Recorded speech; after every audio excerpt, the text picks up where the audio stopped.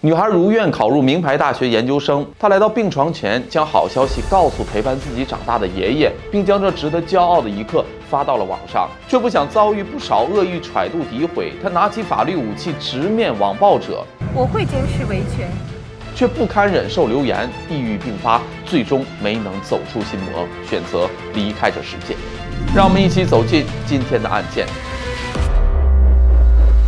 莫看江面平如镜，面换水底万丈深。欢迎来到解密日记，我是超人。在上期木村花视频的结尾，我提到了有着粉色头发的女孩郑玲华，今天就给大家带来关于这个女孩的故事。在2023年的2月19日，一位名叫熊猫控小维的女孩发布了一条微博，在网络上引起了广泛的关注。其内容是她的好朋友郑玲华在2023年的1月23日选择离开了这个世界。主要原因是在2022年，郑玲华因为在网络上发布了一张粉红色头发看望爷爷的照片，被网暴了。在这期间，女孩患上了抑郁症，她一面直面网暴者，一面与抑郁症做抗争，最终没能走出来，选择结束了自己的生命。这条微博在极短的时间里得到了近50万点赞、10万转发、1万多的留言，郑玲华的死冲上了热搜。正是因为这个帖子，我试着去查找更多的资料，才发现这个有着粉红色头发的女孩要比我们想象的还要优秀。所以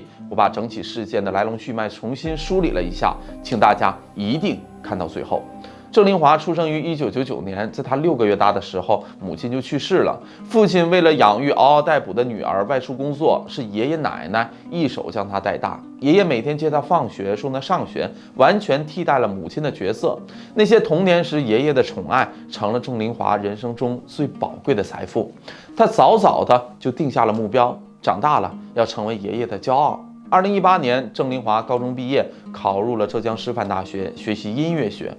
同大多数女孩一样，她开始在社交平台上分享自己的日常。我回看了郑玲华发布的很多照片跟视频，内容有吉他弹唱日语歌，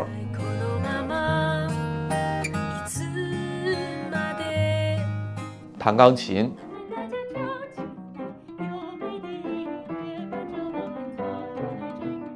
跳舞，美声歌剧，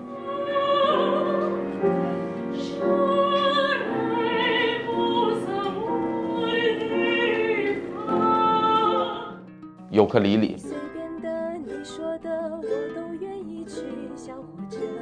摆动的旋律，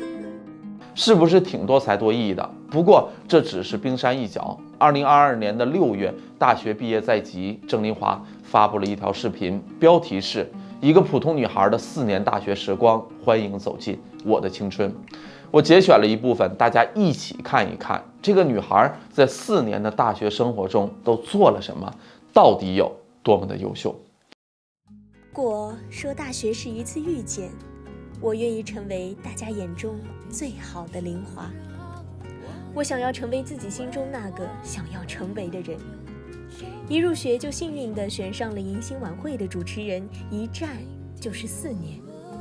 在这是第一次代表学校去访学，第一次和朋友滑雪，第一次参加日语歌曲比赛，第一次参加朗诵大赛，第一次和合唱团出去演出，第一次参加合唱团的专场表演，第一次加入校主持人队，第一次参加主持人比赛，第一次参加钢琴比赛、声乐比赛、舞蹈比赛、师范技能大赛，第一次编导话剧，第一次成为声乐尖子生，第一次在图书馆待到晚上10点，第一次和朋友们参加才艺表演，第一次参加班级汇演，第一次开始自学摄影，第一次运动会跑3000米，第一次上微课，第一次面对真实的课堂，第一次在舞台上过生日，有歌唱家们一起为我唱生日歌。在这时的好多第一次，都在未来给了我惊喜。我连续3年获得了校优秀学生奖学金，连续3年获浙江省大学生艺术节乙组1等奖，我还连续3年获得了日语歌曲大赛的1等奖。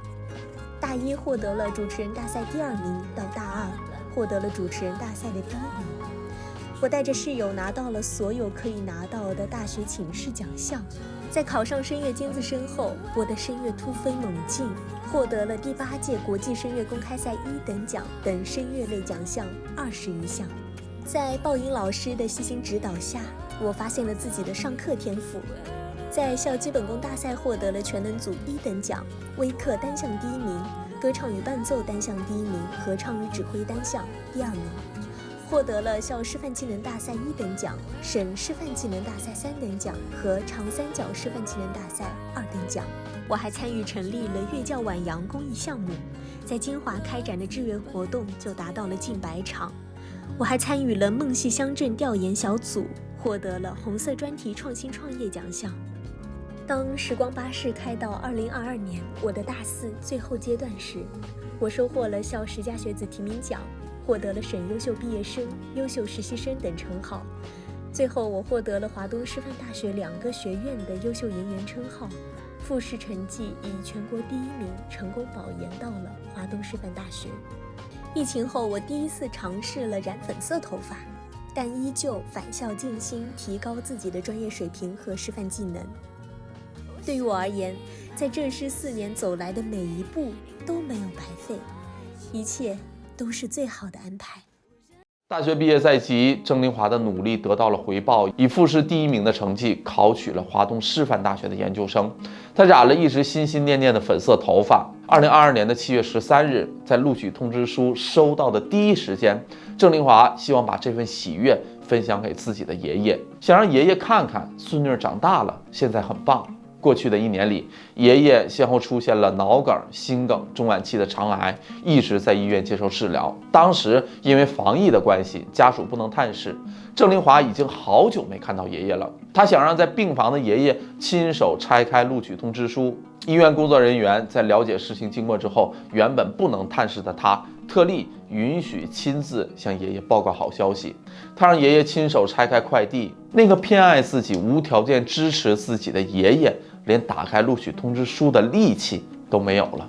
郑凌华数次泣不成声，在看望爷爷时，他拍下了照片和视频，发到了社交平台留作纪念。这原本是一件值得骄傲、值得纪念的事儿，却不想在网络上掀起了滔天波澜，让郑凌华无法承受。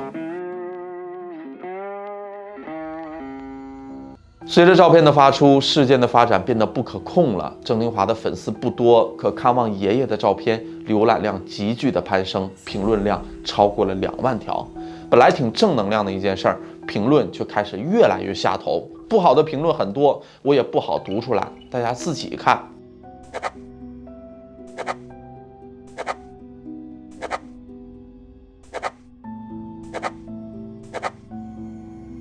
这些评论随便2页截图里就没有说好话的，这还不算完，因为帖子火了，来自各个平台的账号开始盗取这张图片，然后编造各种离谱的故事。老人带病考取研究生，娶了一个小女生。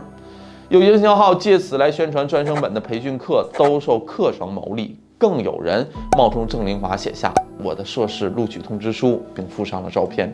突如其来的网络风暴让郑凌华措手不及，一条条负面的言论让郑凌华受到了很大的影响。面对网络暴力，郑凌华没有选择沉默，而是开始了维权。7月18日，他来到杭州市西湖公证处，对多个平台侵犯他名誉权、肖像权、隐私权的用户进行了依法举证。因为还是学生的关系，本身就没有收入，公证已经花去了4000块钱。找律师更是一笔不小的费用，这让郑凌华非常的焦虑。他把头发染回了黑色，开始通过媒体平台发声。他联系了中国青年报、杭州本地的电视台、报纸，对自己的事情进行报道，很多官媒也进行了转载。昨天和今天，大家对本次侵权事件的关注，以及对我和我爷爷的关心，全部都是难得拥有的事情。由衷的向大家致谢，我会坚持维权。侵权到现在发生的一切都深深地影响到了我的学习节奏和效率。其次，我现在的抑郁状态和精神状态真的很糟糕，我真的没有办法继续接受任何形式的采访。我不夸张地说，我甚至连一条鼓励的评论我都是看不进去的，也包括我身边所有的亲密关系，也麻烦大家不要再打扰，希望能够得到理解。再次感谢。突如其来的网络风暴，到处的造谣生事，脑海里挥之不去的诋毁和诽谤，让郑林华心力交瘁。他在网络上留下了这样一段话：我实话说，现在每天只要没在10点前睡着，我真的就糟糕透了。为什么总被一些不干净的东西纠缠？很想问一句，荡妇羞辱和造谣他人，真的会很开心吗？继续靠王小老师的话吊着一口气。我可以忍受，但暂时的忍受是为了终将打破现状。我可以摔倒，但为了愉悦，我摔倒也要向前摔。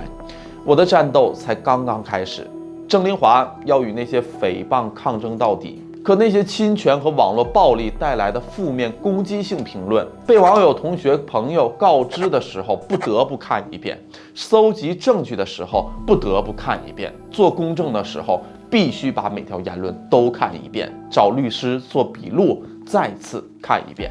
这就如同撕开伤口，一次次撒盐。郑林华感觉很是痛苦，并出现了一些症状，比如难以吃饭、不能集中注意力、对一切丧失兴趣。他来到当地医院进行检查，不出所料，郑林华的抑郁症复发了。但他没有放弃，一面在坚持治疗，努力调整自己的状态。对于那些网暴他的人，依旧选择捍卫自己的权利，正面硬刚；而那些在网络另一端不怕事儿大的，依旧在调侃。2022年的7月25日，郑林华委托发布律师声明，一小部分网友在网络上对郑林华进行了道歉，而大多数网暴者选择了无视。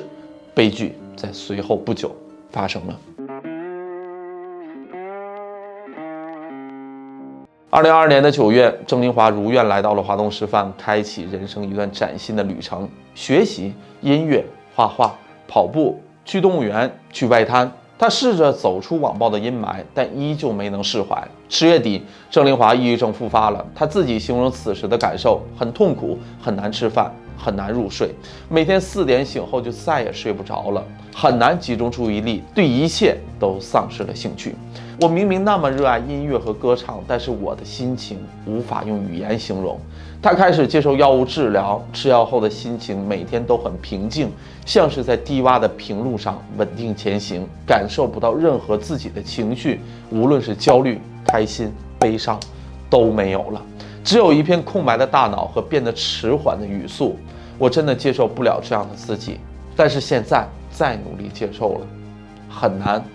很难，很难。2022年的11月24日，病情发展很快，郑林华不得不因抑郁症住进了医院。他会试着更新每天在医院里的生活，每天给自己打气。这样的更新持续了9天的时间，之后网络上再无他的音信。许多关心他的人觉得，郑林华曾经说过，也许离开这些网络的纷扰，不关注、不在意别人的评论就能好起来。大家都想着医院里的他会康复吧。就在众人以为未来会听到他的好消息时，他的好友通过社交平台公布了他的死讯。好友小维透露，在2023年的1月、2月，郑林华一直都和他说想要自杀，但是不敢。好友感受到他的绝望与无助，只能去安慰他。好友以为他出院后会断开网络世界，清静清静，谁想到等来的却是郑林华父亲的报丧电话，希望在好了之后大家能够一起出去玩。这是他最新一条笔记中的最后一句，但这一次他食言了。现在的网络上，通过一张照片、一段视频呈现出的表面情况，看到的人根本不会，也没有时间去进行验证跟确认，就会给出有失偏颇的结论。比如纹身、抽烟的女性都会被认为风尘，穿着性感的女性会被认为是荡妇，家境优越者考上了好大学会被认为是关系户，漂亮女性嫁给了长相普通的男性会被认为男的肯定有钱，女性如果当上了领导就会被认为是靠不正当关系上位。更令人唏嘘的是，抱着这样心理不思考给出结论的人，通常是不愿意去验证的，并且无论发表了怎样的言论，都几乎没有犯罪成本。郑林华事件已经闹得很大了，可那些恶意转载、发布、恶意评论的人不会受到任何的惩罚。希望我们都不要做网络上的施暴者，时刻提醒自己，在网络上一定要秉承一个原则：未知全貌，不予置评。上期视频木村花也是讲的网络暴力带来的悲剧，这里我得再说一下啊，能被我讲出来给大家听的故事都是极端的个例，网络上更多的也是善良可爱的朋友。视频的最后，给大家分享一个最近发生的故事。2023年3月2日，一位小姐姐拍摄了一个9秒钟的视频。视频中，她戴着口罩坐在地铁上，眼神空洞，没有说话，是一个心情崩溃的瞬间。配文是：下辈子不来了。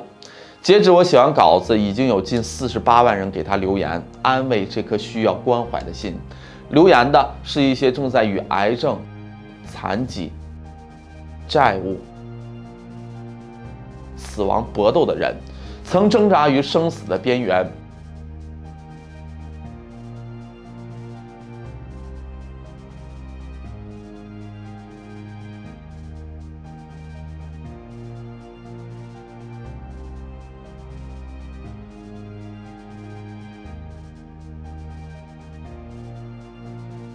每条评论背后都有一个沉重的人生，他们用3言2语概括了自己无法承受的生命之重，然后挂起轻松的笑脸，对陌生人释放善意，异口同声的在说：快好好的生活吧，连我都在努力。愿网络上没有暴力，每个人都像小姐姐一样被温柔以待。这就是本期解密日记的全部内容，喜欢的朋友记得点个关注。我是超人，我们下期再见，拜拜。